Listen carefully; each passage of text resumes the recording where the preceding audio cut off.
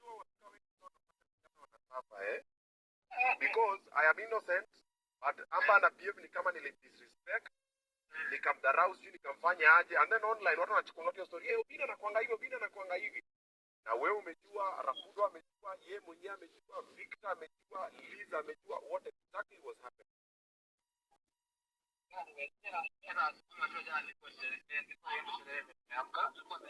Wewe dada si wewe ndo ulitumianga text bado niko na text yako ulinitumia ukiniambia nisipost video ya Amba sijui nini ni wewe ulinitext Nasema mimi unajua niliamka after kama ulevi zangu leo after napata mtandao kasema haya mimi nimeulizwa jana kwa red carpet what happened between you and Mare because nowadays I don't talk about her nikamwambia we don't really have beef but we just disagree professionally and you can explain what happened but explain juu nikaficha aibu nikasema awacha niseme alikuwa amewaka alikuwa amefanya hivi kwa set akafanya hivyo akatoka hapo akigombana na Rapudo nikalengea story nikanyamaza nikasema tu zile because hiyo siku Rapudo alikuwa hapa ananiambia bro maze tumechelewa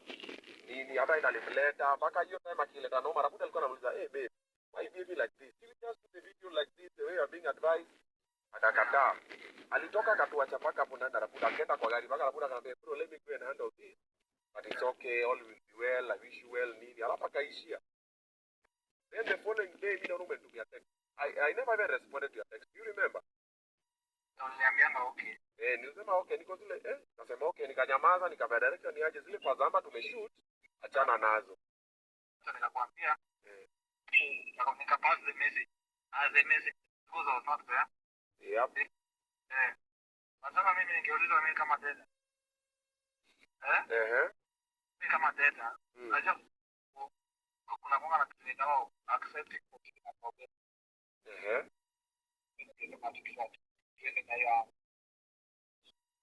bro I know no bad but thinking of me asking of the rest of which side mimi ningeuliza kitu jamani mimi ningekuwa mimi nasema sawa that is involved the direct message involved talk and this is about kama anasema unajua dada unajaribu kufanya sahihi unajaribu kusilence boy child this is what has always been happening all along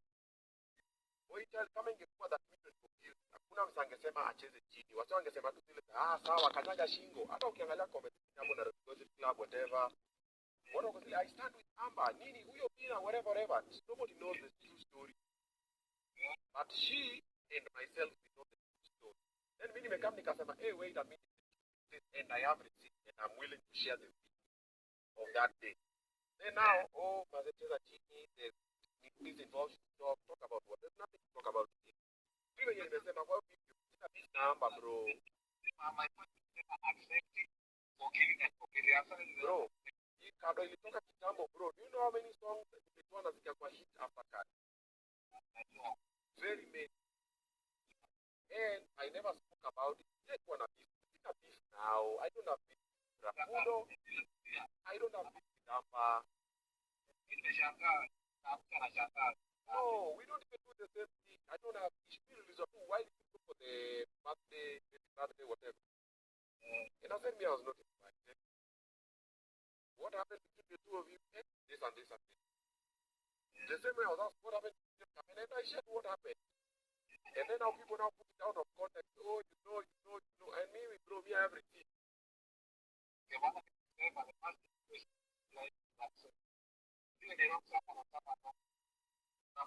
she wronged me she never apologized